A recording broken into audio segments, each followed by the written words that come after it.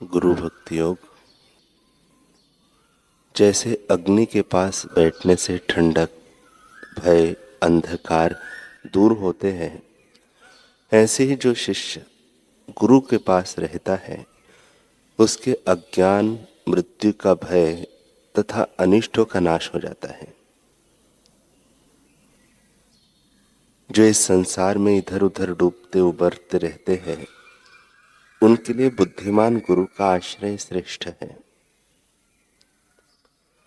सूर्य के पास से केवल एक बाह्य दृष्टि ही प्राप्त होती है, किंतु गुरुदेव के पास से ज्ञान प्राप्त करने के लिए कई प्रकार की अनेकों दृष्टियां प्राप्त होती हैं। गुरु इस पृथ्वी पर साक्षात ईश्वर है, सच्चे मित्र एवं विश्वास पात्र बंधु है। हे भगवान, हे भगवान, मैं आपके आश्रय में आया हूं, मुझ पर दया करो, मुझे जन्म मृत्यु के सागर से उबारो। ऐसा कहकर शिष्य को अपने गुरु के चरण कमलों में दंडवत प्रणाम करना चाहिए। जो अपने गुरु के चरणों की पूजा निरपेक्ष भक्तिभाव पूर्वक करता है उसे गुरु कृपा सिद्धि प्राप्त होती है। राकेश पटेल सारोली सूरत अपना अनुभव बताते हुए कहते हैं कि बात 2003 की है। मैं गांव के शिव मंदिर में रोज आराधना करता था।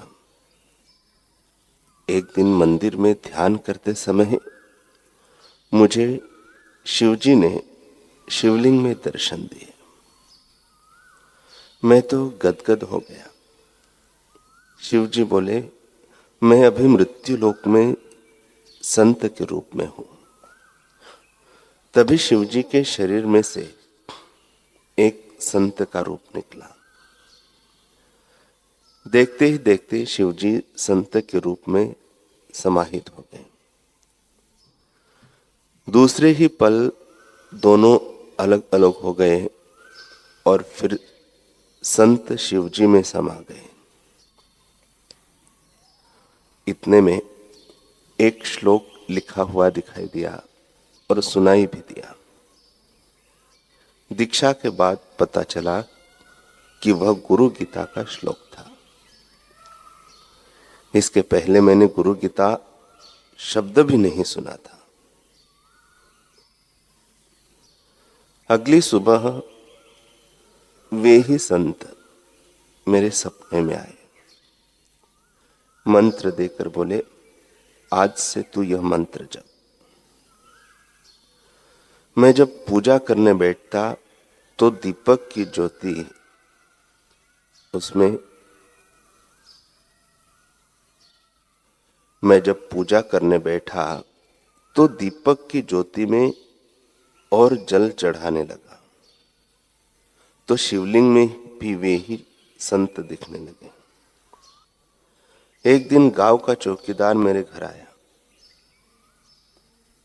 और एक आध्यात्मिक पत्रिका देकर बोला, इसको पढ़ो।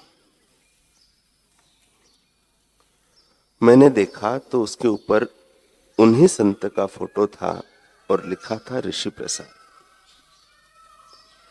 अपने इष्ट को संत के रूप में देख आंखों से आंसू बहने लगे।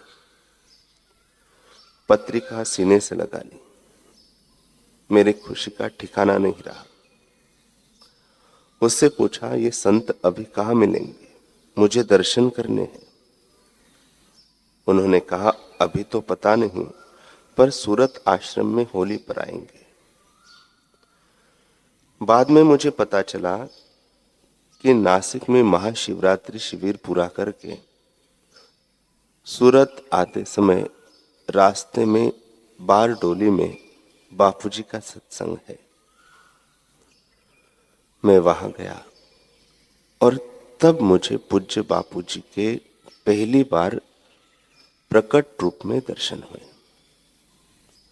तब मुझे पता चला कि शिवजी के ये अवतार संत श्री आशाराम जी बापू के नाम से प्रख्यात है।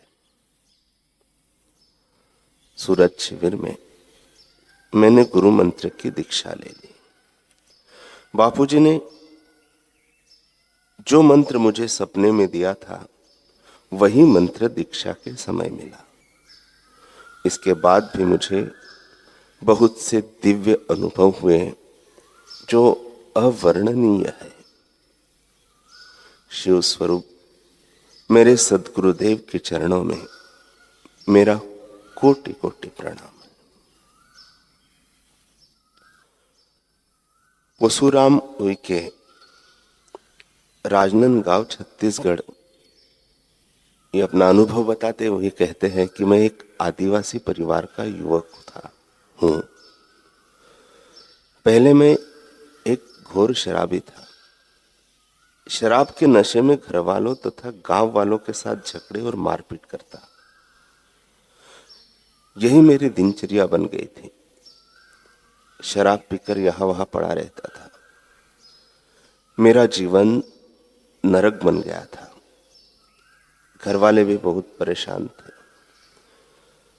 मैंने लाख कोशिश की। परिवार वालों ने सैकड़ों मन्नतें मानी, अनेकों जगह सिर झुकाया, मगर नशे की लत नहीं छूटी। एक दिन बापूजी के एक साधक ने मुझे ऋषि प्रसाद पत्रिका पढ़ने को दी। उसे पढ़कर जैसे मेरी अंतरात्मा जाग उठी। मन में ठान लिया कि जिन महापुरुष की वाणी इतनी ज्ञानमयी है उनके दर्शन जरूर करूंगा। मैं 2002 में उत्तरायण के शिविर हेतु अहमदाबाद आश्रम में आया और पूज्य बापूजी के दर्शन किए तथा उनसे मंत्र दीक्षा ली। इससे बड़ा आत्मिक आनंद मुझे मिला। ऐसा अनुभव हुआ मानो अंतरात्मा बोल रही हो कि अब तेरी शराब की लत छूट जाएगी। 2 दिन तक सत्संग सुना। उसके बाद तो बापूजी की कृपा से मेरा पूरा जीवन ही बदल गया।